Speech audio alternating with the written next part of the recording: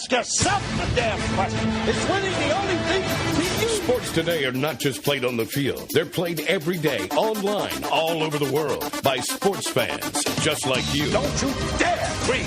That won't get you anywhere. If you don't think you're a winner, you don't belong here. The Star Fantasy League Show puts you in control of your own team. Find out who to sit, who to start, how to play, and have your daily fantasy sports questions answered with your host, Jonathan Sprung, and co-host SFL CEO Zach Stanley and Nick Steblenko. The Star Fantasy League Show is on the air now.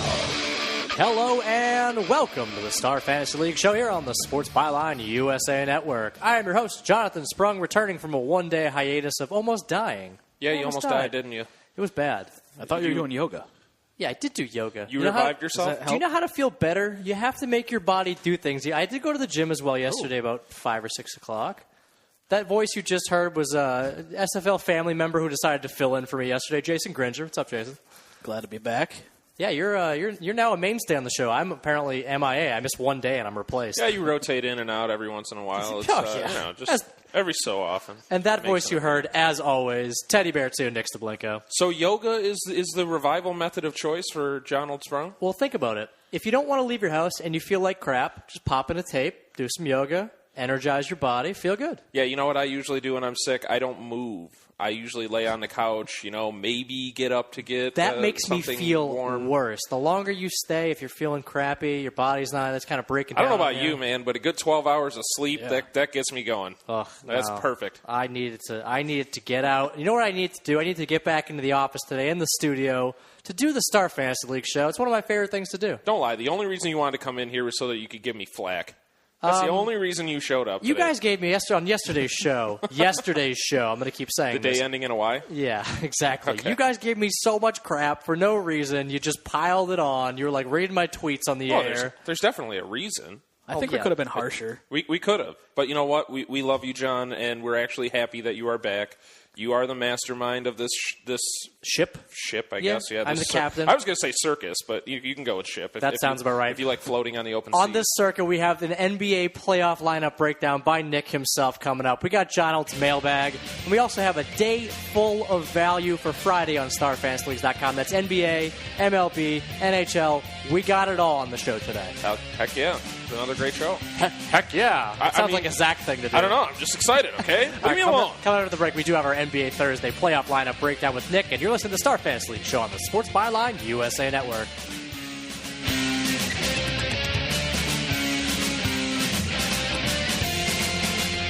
Now, let's get back to it. The Star Fantasy League Show. Feel free to tweet the show at SFL Show.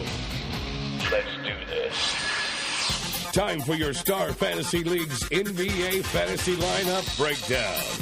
We are back on the Star Fantasy League show, and I am here to take back what is rightfully mine, and it's this show. I told you it was the only reason you were coming in. You're taking the throne back from the king.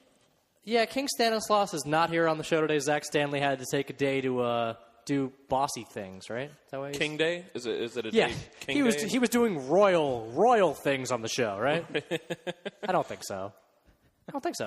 No. What would you guys do without me? I'm just confused. Like, how did this ship go? Just kind of careening towards the wall? We just kind of bobbed up and down in the water. Things happen. Eventually, we got to some point. It wasn't the point we were looking for, but we crash landed on a stranded island. Yes, we did. That sounds about right. I did get to listen to a little bit of the show when I was editing it after the fact, but yeah, you guys didn't do the worst job. But again, I'm back. Just remember, without the faithful crew, the minnow would be lost. What? What? Exactly. What? I have no idea what you're saying, Nick. I think you're lost. Teddy bear at sea. I have no clue what's going on. Listen, I'm lost most of the time, and I don't know where I am right now. Speaking of being lost, I believe I did beat you again on StarFantasyLeagues.com. On what? A basketball? Oh, that Are you confused? Well, MLB, I didn't even play it. I beat you yesterday. I told you I was lost. That is true. No, wait a second. You couldn't have beat me yesterday. I had a good day at baseball. The ones from the day before you said you had 20 points. I laughed. Yeah. Now he's just digging stuff up. Yep, I definitely have to do that. All right, we got to get into your NBA lineup on StarFantasyLeagues.com, but I got to give the spiel. You guys forgot the spiel yesterday. Spiel. For those of you who haven't played basketball on StarFantasyLeagues.com, come on. You got to get into it. It's the playoffs. It's so much fun. There's only so much time left. That is true. You got a couple weeks left to play. $100,000 salary cap. You pick 2 guards, 2 forwards, 2 center, 2 utility. That's any player you want. Stand under that salary cap. You get the most points. You win the most money. I'm actually enjoying doing this in the playoffs just a little bit more because I feel like the pool gets a little bit tighter. You can remember players that you thought did really well the last game. There's not as much that you need to look at. But then again, strategically, you could get into a little bit of a mix match here and all sorts of craziness. You got it. Oh, I did? I think that's right. See? So we did something right. Yeah, now that I give my spiel, I felt like I needed to get that in. We got to get to your lineup. There's only 3 games in NBA today, but it is difficult. I will be honest. But the one big game we're probably going to look at, I ended up not taking anybody from one of the teams, and I want to get Jason and your idea on it. All right. Let's see what's going on here. I will start off with my first pick as Klay Thompson at the guard spot for Golden State. He is 11,607 on StarFantasyLeagues.com, and I think he's going to show up to play a big game in Game 3. Yeah, I mentioned this yesterday. Klay had a huge Game 1 guarding Chris Paul, and he had a great game offensively. Game 2, he had 3 fouls in the first 5 minutes. Didn't really play the rest of the game, and we saw how that game went for the Warriors. Yeah, and I think that if he stays on the court, he's a very influential player. They're going to get him the ball. They're going to get him his shots. He just needs to get him to fall. Yeah, I actually didn't get Klay, and I had him in, I believe, in Game 1 of this series. Didn't manage to get him in. I went with a little bit of the high-low thing, except I didn't go extremely high. I did too, though. He's really he's one of 2 middle-of-the-road players, I think, that I actually put Strangely, I didn't get anyone middle of the road. I have basically everyone over 13,000 or under 10,000. I don't have anyone in the 10 to 12, which is usually it's like the entire Clippers team is between 10 and 12 almost, and I have none of them. All right. That's my team. I didn't touch them for some reason. All right. We'll see how that goes. Yeah. After I beat you tonight. Oh. All right. So the second guard that I have is Tony Allen for Memphis. He is at 9,200. He played big minutes, and he's been filling the stat sheet as he usually does in every category except 4 points.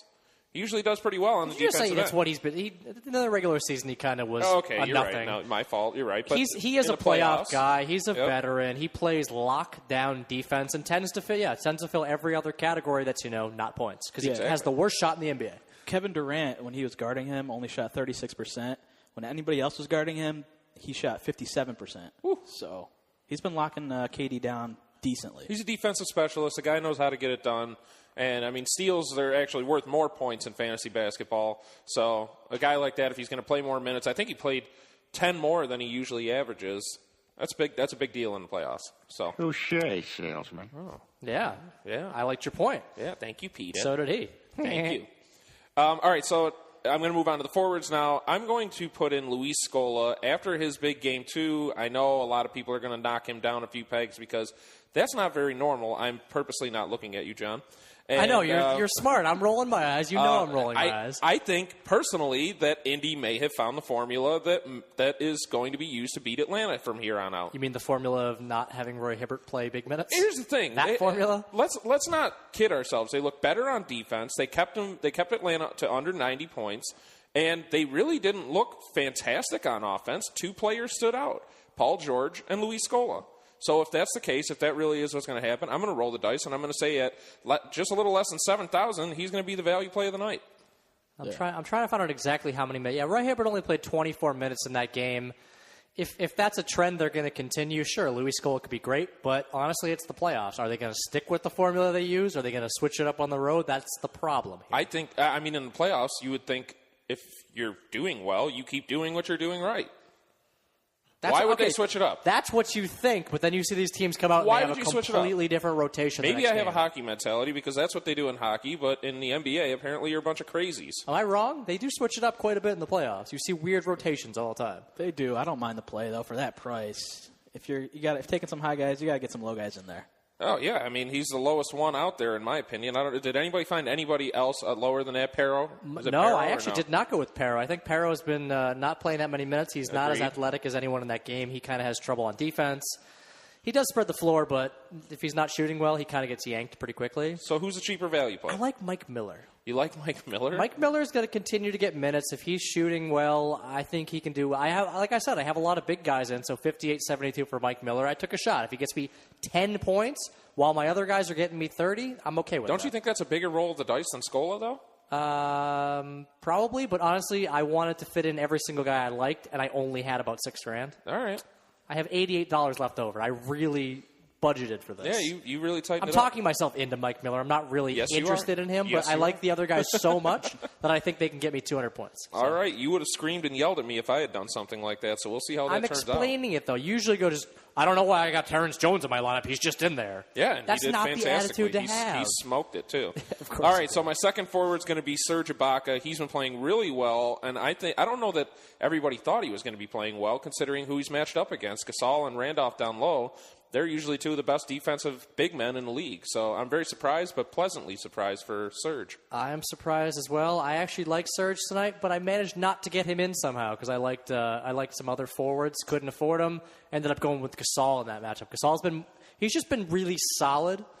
And I kind of want that. Serge Ibaka could be all over the place. He's done pretty well in the first couple games. Only reason I didn't pick Gasol is because I think that he consistently comes up just short of 30 points. I really don't think that his ceiling is that high. The only reason he went over 30 points in last game was because they went to overtime. So I don't know. I just feel like, you know what you're going to get out of Gasol, but I don't know that there's a higher ceiling. It's around. He doesn't have a high ceiling. But, I mean, it probably is Serge. If I could have afforded him, if he was a little bit cheaper, I would have put him in. But I have Lee and Gasol for big guys. I see. I've got Lee and Gasol as well. Yeah, okay. So we're on the same page. You didn't get Ibaka in there? No. But I think I like Ibaka. I'm not saying I don't like Ibaka. Yeah, but you guys went a safe route, though. I mean, Lee and Gasol are both guys that you know are going to be getting into the flow of the game, and you know what to expect out of Gasol. So yeah, we talked about this playoffs. You kind of want more solid with a little bit upside. We'll see what happens because if you move on to my center position, I have Jermaine O'Neal in, and I honestly don't really love him in this matchup, but he is one of the better values at center. Yeah, he's solid as a value. He's like 8,000 on StarFantasyLeagues.com. And then my second center is DeAndre Jordan because he's been really consistent. So that's where you spent the money. Yeah. I mean, I got him at 16.7 and Serge at 16.1, so those two are definitely bigger. But I still have one bigger name on there. Okay, continue. All right, wrap up your last two for us. The utilities, I have J.J. Redick. I know he needs a good field goal percentage. Stick with J.J. You were going down to the grave with J.J. No, Redick. I'm not going down the drain with him. He's still going to get his shots, and if he's hitting them, then he's got a higher ceiling. So I like the ceiling. Around 10,000, I didn't really love a lot of the guys there, so take your pick, do what you want, but I just didn't love anybody else there. And then I got Chris Paul in. I actually fit him in. Wow. So you did go with, I was going to say, there has to be some big name you're hiding here. Personally, I don't think Chris Paul is going to be the play of the day. He's coming off a little bit of an injury. He's putting up big numbers, but I still think Paul George is going to put up the biggest number of them all tonight. We'll see. I didn't really love Paul George. I don't know why. I didn't love him last you game, didn't. but he blew it up. happens in fantasy. We agree to disagree, but coming off the break, we're going to agree on John Holt's mailbag. Sounds good to me. It's just mail. It's mailbag time. Mail time. And you're listening to the Star Fantasy League show on the Sports Byline USA Network.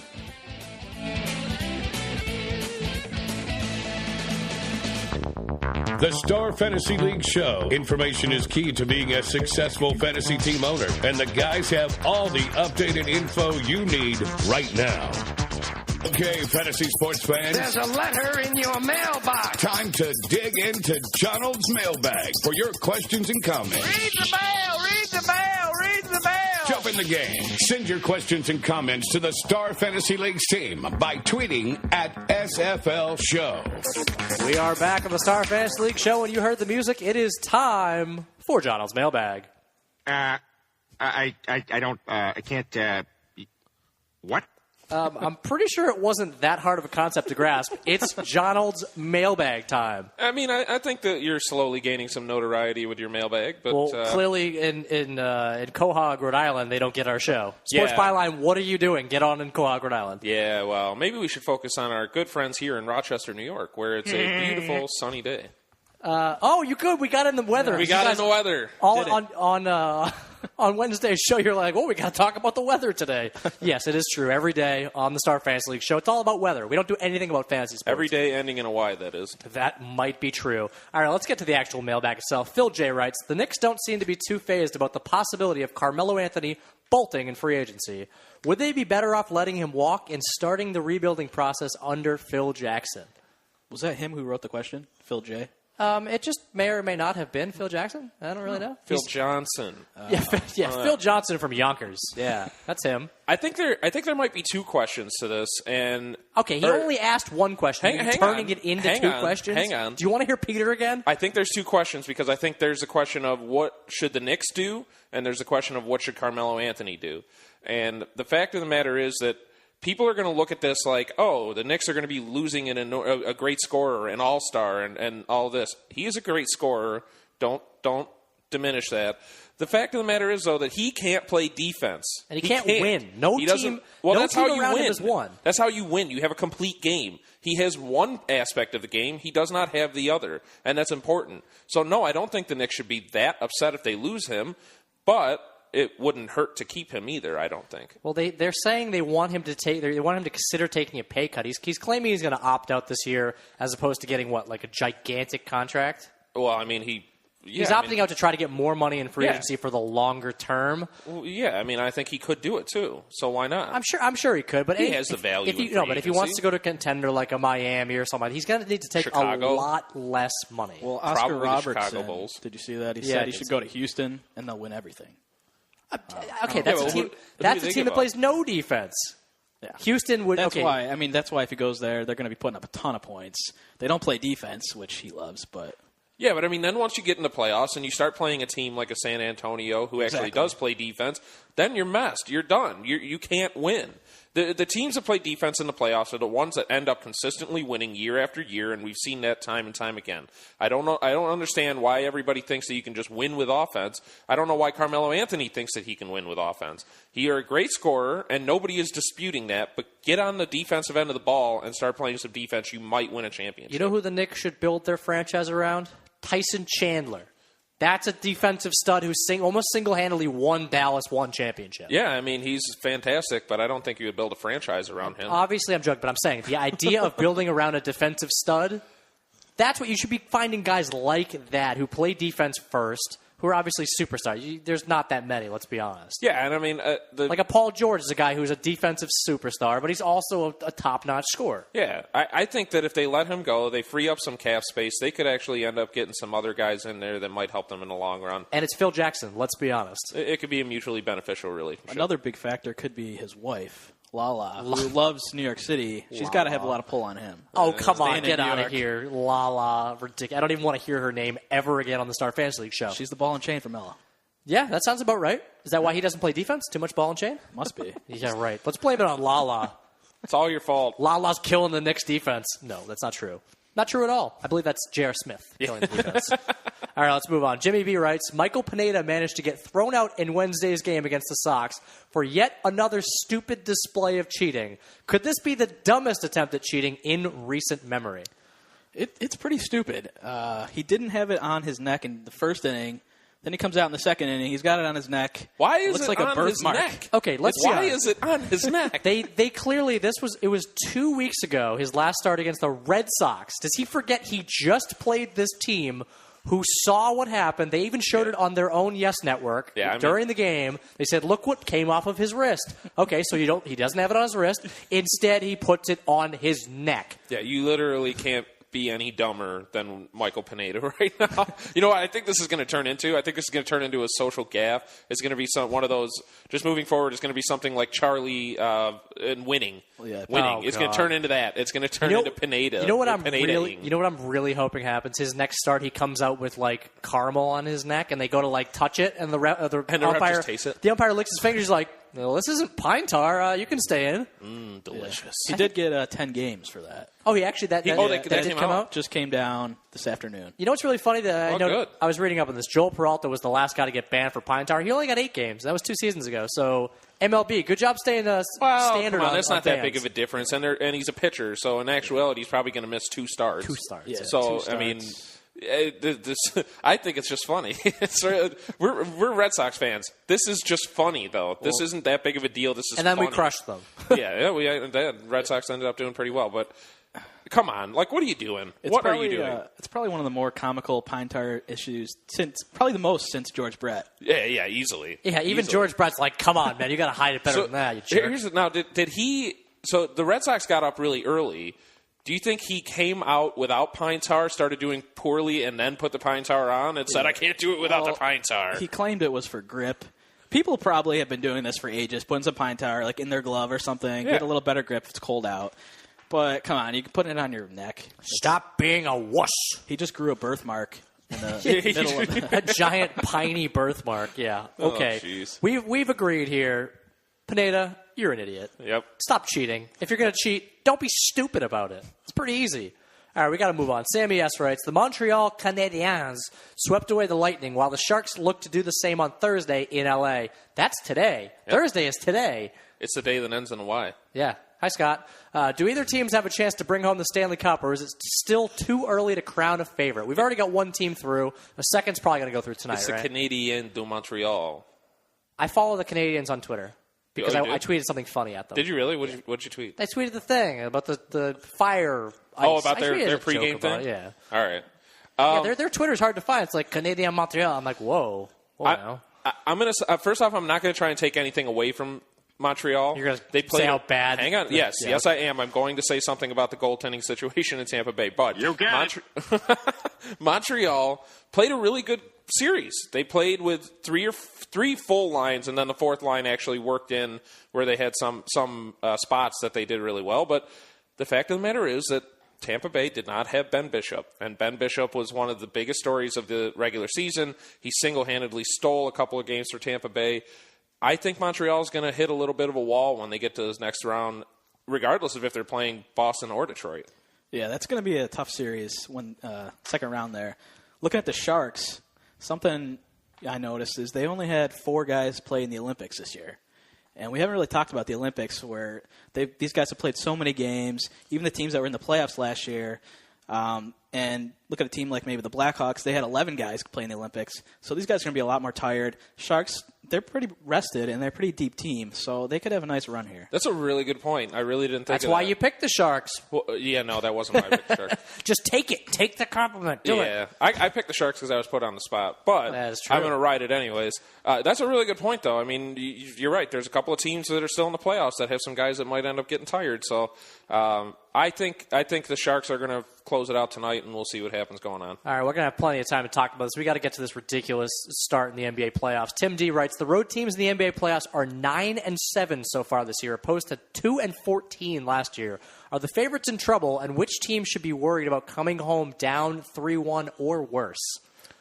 Well, I did see a stat today that this is the most road wins for any playoff team for the first 2 games ever. It's the most road wins. But I don't think it's that surprising in the West. These teams are pretty evenly matched out there. Lot. I mean, okay. Did anybody expect this Washington thing to happen? I don't think so. I thought Chicago was probably going to easily win this series, maybe in 5, maybe in 6 at worst. But I think they lose this series now. I've completely changed my mind. Washington is young. Randy Whitman's not a complete joke of a coach. I thought he was in the regular season. He kind of was just throwing things at the wall, and his team was young. You kind of just need to throw him out there, but this team could be good. Yeah, I mean, we talked about it a little bit yesterday, and I think that Chicago, we've said their biggest problem is they don't have a go-to scorer. They tried to make it DJ Augustine. They tried. And, I mean, well, what else are you going to do? Who else are you going to give the ball to? So Jimmy Butler's not that guy. Nope. Yeah. No, I mean, you can't give it to Joakim Noah down in the post every time. It's not going to work.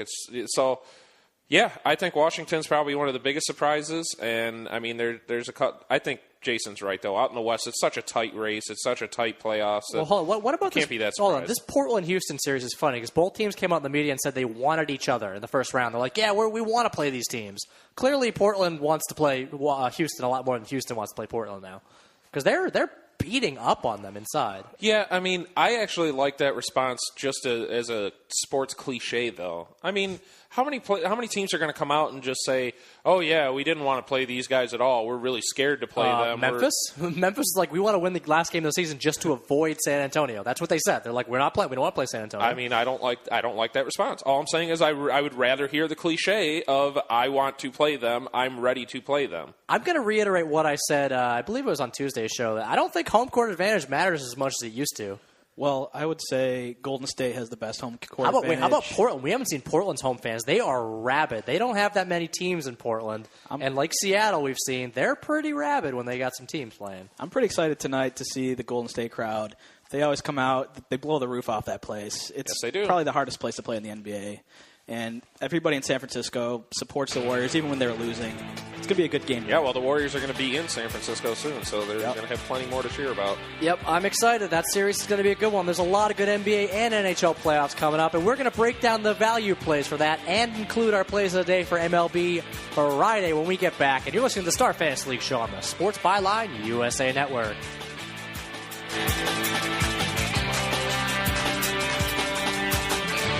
Play fantasy sports for cash prizes. Join the top daily and weekly fantasy leagues in the country at starfantasyleagues.com. Now, back to the Star Fantasy League show with Jonathan, Zach, and Nick. Only on the team. We're back on the Star Fantasy League show, and no, we're not here with Jonathan, Zach, and Nick. We're actually here with Jonathan, Nick, and Jason. Jason, you're here. Glad to be here again. He's acting like it's a chore. So much excitement. Man, you and your you'd rather be out there doing graphics right now? Or watching baseball. Oh, yeah, that might be right. And we're done with the show. We're going to go watch some baseball. And I'm happy to be here. All right, since you are talking about how excited you are for baseball, we're going to start off with our value plays. We're breaking down value plays and actually the both sections of the playoffs, hockey and basketball. But we're going to give you the plays of the day for all the sports. And we want to know a batter and a pitcher for Friday night in the major leagues. We'll start off with the batter, one of my boys, Coco Crisp, going against Houston. He's coming in at 8,300 tomorrow on Star Fantasy You League. are such a homer. It's ridiculous. You always love to pick people from your teams. Coco's great. Get out of here. He likes to pick from his teams. Have you noticed Yeah, that? so. He's like, I like Josh Donaldson. Of course you do. That's one of the beauties of fantasy baseball, and you know it, John. Well, if you know the guys on the team, you know how they're doing. You get a little more confidence. Anyways, he's going up against Brad Peacock, who is a former Athletic. In 12 plate appearances, he's 4 for 10, all 4 for extra base hits, 2 doubles, a triple, a homer, 2 RBI, and 2 doubles. In 10 career games in Minute Maid Park, he's absolutely killing it there. 381 average, 810 slugging percentage, 1.3 OPS, all 3 categories as highest of any ballpark, 6 doubles, 4 homers, and 9 RBI. So you're saying he likes it there? He loves it in Houston. Yeah, I guess so. I Well, think Houston, a lot of guys there's do. terrible pitchers in Houston. That's probably why. And just the ballpark is great for, hit either side of the plate. That hitters. stupid mound in center, though. It's like Yeah, a hill. you don't want to hit the center. No, please But don't do left field is nice. When you're looking at a batter, what is your favorite statistic to use? Because a lot of people look straight to batting average. A lot of people look straight to on base percentage. I mean, what is the first thing that catches your eye when you're looking at a guy?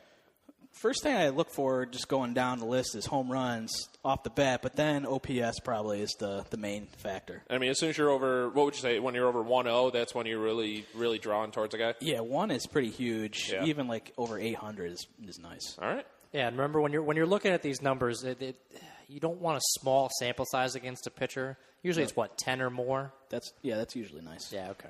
I just wanted to make sure for our listeners they weren't going, oh, this guy's 2 for 2 against him. What a great steal. Yeah, making sure for our listeners, ourselves, because we don't know what we're doing. And anyways, Hey, expert, we have the baseball guru. that's why Jason is here. That's why Jason's going to be a permanent fixture in the baseball season, because one of us has to be smart. That nobody can see, but we're actually taking many, many notes. Yeah, I actually do have notes during the show. That's true. On my screen. All right, tell us your favorite pitcher of the day. Make it good. Pitcher of the day is going to be Steven Strasburg for Washington. He's coming in at 13,000, which is a little low for him. He hasn't had a great start to the season. He's 1-2 with a 5.3 ERA, but he has had 42 strikeouts and 27 innings pitched.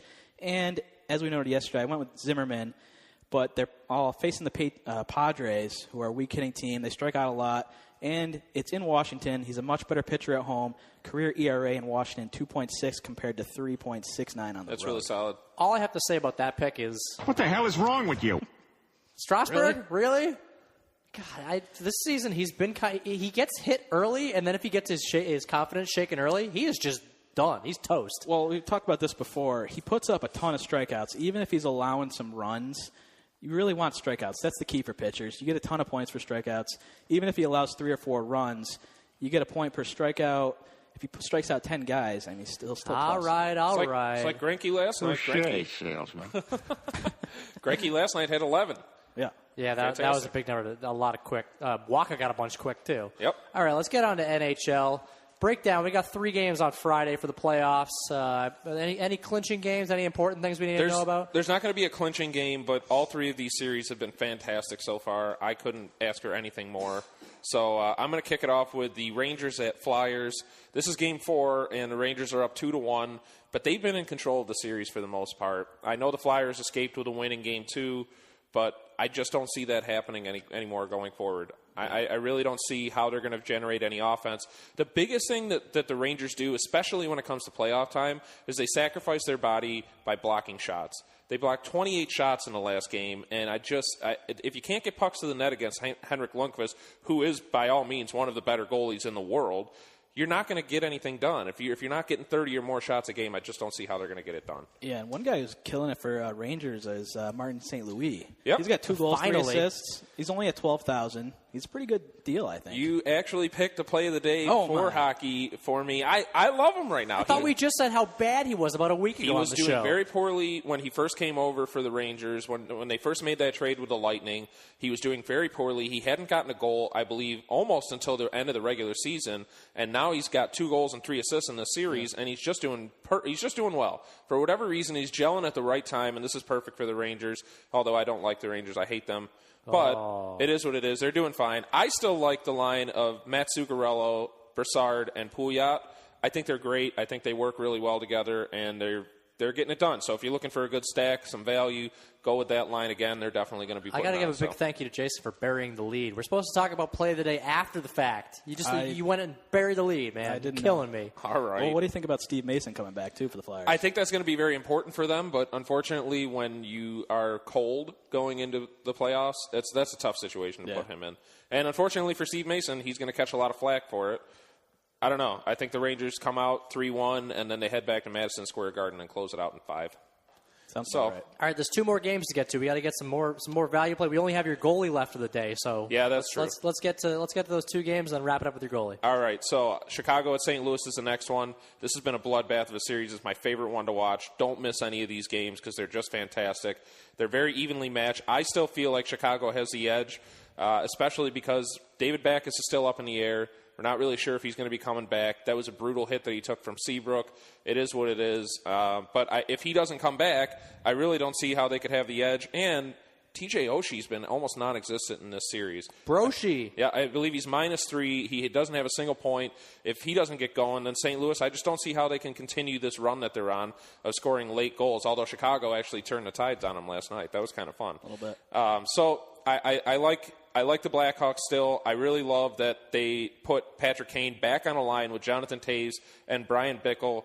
I love that stack because Brian Bickle's a minimum value guy at $6,000 on StarFantasyLeagues.com. So it offsets the prices of Toews and Kane. It's actually a really good stack right there. And I like Chicago to head home up 3-2, taking it in Game 6 too. So we'll see what happens. But I love that series. Take it home. Last game for us. Last game. I got Anaheim at Dallas. I can't believe the series is tied. Dallas is a pesky team. They've gotten it done. Jamie Benn's been leading the way, and unfortunately for Anaheim, they have injuries that are not helping them. Brian Getzlaf was out last game, and so was Matt Bolesky. Robidah's done for the playoffs. He re-broke the leg that he broke earlier in the season, and Teemu Selanne is sitting. How sad.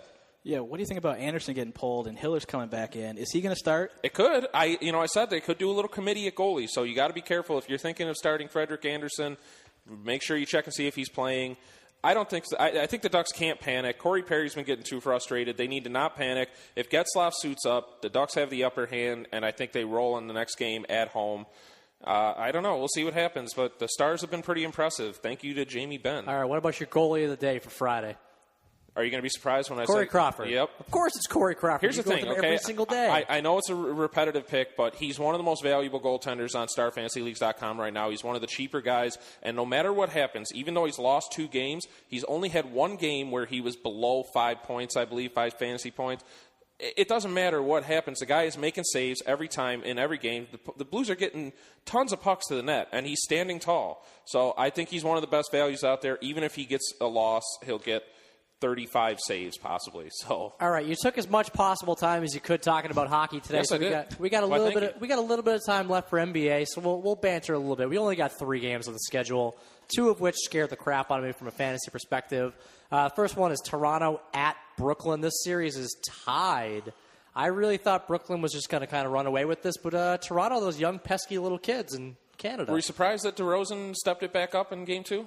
Did he really, though? I mean, he didn't have like just a breakout crazy game I we know. were talking about. The missed field goals didn't help, but, I mean, he did step up. He did a horrible Game 1. Correct. So he definitely stepped it up. Yeah, I mean, this game, it just there's a lot of interesting players. Like Joe Johnson's been great in this series for 11,208. Him and Pierce, they're both almost the exact same price. You're pretty much getting 25 plus points from both of those guys, around 20-ish. Yeah, somebody woke up Joe Johnson. Who? Well, whoever woke up Joe Johnson put Darren Williams back to sleep. So I feel like that team is kind of heading in a different direction, and Darren Williams is kind of being pushed aside because they rushed Livingston back. So Livingston's still been decent. I know. I'm saying they wanted him to come back probably because they want Darren Williams not to play as many minutes. They need a ball handler. Do you think it would be smart to put Pierce and Johnson both in your lineups tomorrow night? Yeah, I mean, if at that price, we talk about the 10 to 12 price range. If you're going kind of up and down, you're going high and low, you got to have a couple of the mid guys in, and those are two great price. Another great price mid guy is Jonas Valanciunas, $12,075, averaging 31 in this series. I think he can be an easy candidate for 30 points again. He looks pretty dominant inside. Also, Amir Johnson had a huge game 2. He's only 10,000. I don't know if I trust him on that. He had an injury in Game 1, clearly showed. Yeah. Game 2, he played great. Which Amir Johnson do we see? That's the problem. Yeah, J-Val's been much more consistent, and, I mean, his ceiling is a lot higher. Did you just really call him J-Val? J-Val. Boy. The other guy we got to talk about, Grievous Vasquez, averaging 37 points in this series. Right. Absolutely out of left field. They're playing him in this rotation. I actually really like it because Brooklyn's kind of going small. So that makes a lot of sense. Second game of Friday is Chicago at Washington. 2-0 Washington. Heading home. Haven't had a home playoff game in a while. This is going to be interesting. I don't think Chicago's completely out of this series, though. I don't either. I mean, I think they looked overmatched, though. Yes, they did. They have to take this next game. So I wouldn't shy away from taking a number of Chicago players tomorrow night. Well, one thing I noted is Noah has not been dishing out as many assists this series. That's a huge factor for Chicago. Well, it's when they slow it down and play against guys bigs inside. That's when he has trouble because he likes kind of dishing and cutting and all this, and he can't do it against two giants like Nene and Gortat inside. Speaking of Nene, he's been crazy. He's been incredible. I love him. 12,991, averaging 34 fantasy points a game. I like almost that entire team except for the expensive guys. I love Ariza at 13,000, Beal at 12,400. Beal is. We thought there was going to be some interesting guys having a coming out party in this playoffs. It might be Bradley Beal. Yeah, he's been huge, especially last game. Yeah, he had a monster game too. He's just been consistent. He could be this guy we're talking about like Paul George last playoffs, where he just comes out of it and you look at him completely differently. He might be a top guy next year. I'm not sure. He sure looks like it in the first round of the playoffs. On Chicago's side of the ball, there's a lot of value to be had. Butler plays 1 million minutes. He's 12,000. Taj Gibson, he's playing all the minutes in the world. He's been around 30 points in this series, a little bit under last game. But yeah, but that's not bad. That's a pretty good return for his price. Yeah, exactly. It's above value. You want the consistency. Gibson's going to play all the fourth quarter. That's what he does. And then DJ Augustine, he's been taking a ton of shots. So, are you shying away from Joakim? Yeah. At his price, definitely. I don't really want to go that high. And there's a lot of guys. Let's talk about this last game. Houston at Portland. The big guys, Howard and Aldridge, are putting up all of the points in this game. Yeah, that was poor Harden last night. Like, what is James Harden doing? He's just shooting too much. He's not getting off to a hot start. Getting defended pretty well too. He's got somebody he's shadowed all over the court. So that will cause it. Yeah, Aldridge is pretty much a must play at this point. Yeah, Aldridge he's going to be my play of the day, and he's an absolute no brainer. If you don't have him in your lineup over the past 2 games that they've played, you lose. But what about Dwight? Is he a must start? I mean, he had 32 and 14. Yeah, he's close.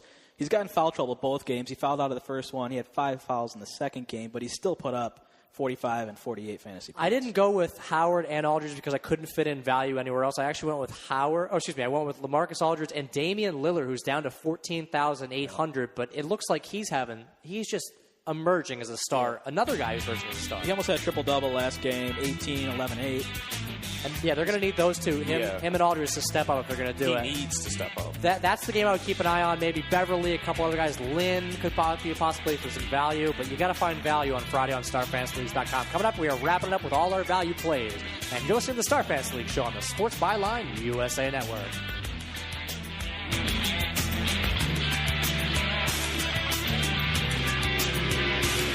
You're listening to the Star Fantasy League show. Contact the StarFantasyLeagues.com guys via Twitter at SFL Show.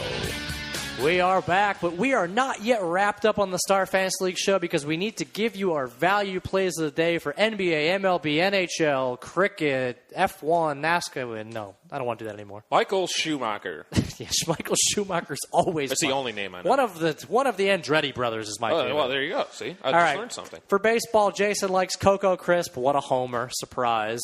And Steven Strasburg, who I assume will not get shelled in the first 3 innings again. Well, even if he does, I said he's going to get the strikeouts. Yeah, that's true. He'll get points. Whatever. He'll lose. Something will happen. That's actually one of the cooler things about daily fantasy baseball. Yeah, well, if you're not a schlub and you pitch 3 innings and get 1 strikeout and get shelled, you're fine. Exactly. That works. Exactly. All right, NHL, Nick likes Martin Saint-Louis. And Corey Crawford, nice Once American again. boy. Once again. Yeah, you with Crawford, man. What's up with that? Well, because I'm telling you, the guy, he's the most consistent fantasy goalie in the playoffs so far. And for NBA, I'd like to say that we have 2 plays of the day, but I said LaMarcus Aldridge, and Jason said nothing. So what do you got? I'm going Aldridge as well. No, you cannot have the same one. All right, fine. Dwight Howard. Okay, thank you. I was going to say, because I believe Zach had... I think he had Paul George one day. That's the day I went with Jonas Valanciunas. But I obviously wanted to pick Paul George. I had him in all my lineups. But you got to go on a limb. You can't just have one value play of the day. Yeah, that's 2. They're not really value plays. No, okay. They're the top plays, I guess. Fine. It's whatever you want it to be. It's whatever. It's my show. I get to say whatever. Don't you dare. I will. And Sorry. Jason will not be back on the Star Fantasy League show ever again. See you later, buddy. I'll go back in my cage with the voiceover guy. Yeah, really. You guys can hang out together. But before we put you in your cage, Jason, we need to talk about some value on StarFantasyLeagues.com. Friday's a big day. We have another $1,000 guaranteed prize pool for NBA. We've got NHL playoffs, $1,000 guaranteed in baseball. I believe it's almost $3,000 in guaranteed prize pools for Friday alone. Like I said, this is one of the most exciting times to get into daily fantasy sports. There's a much smaller pool of players to pick from, and you have something to watch for. If your favorite team is the Blackhawks and you're watching the Blackhawks, that's great. But then you have a reason to stay up to watch Anaheim, and you have a reason to stay up to watch whoever the heck plays on the West Coast in basketball, because basketball's not that great of a sport. Oh, you had to throw that in there. All right, $5 free in your account just because Nick said that. Tweet at SFL Show. Give us your username. We'll give you free money. That's pretty easy, right? I love it. I'm going to do it later. You're not going to do it. And if you guys are happy that Martin St. Louis is back to his old tricks, we won't help you make a better lineup next time. Take it easy, guys.